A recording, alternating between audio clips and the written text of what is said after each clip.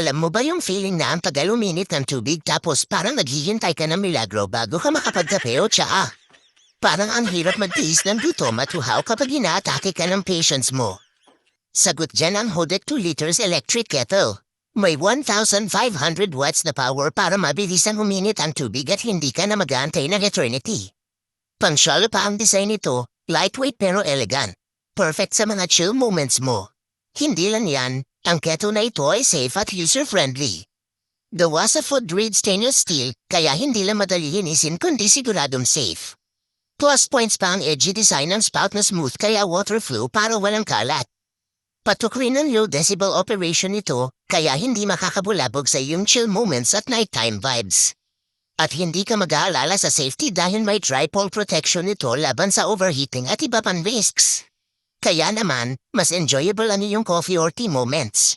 Check out na yarn. Please share and follow me for more sulit sale. Salamat!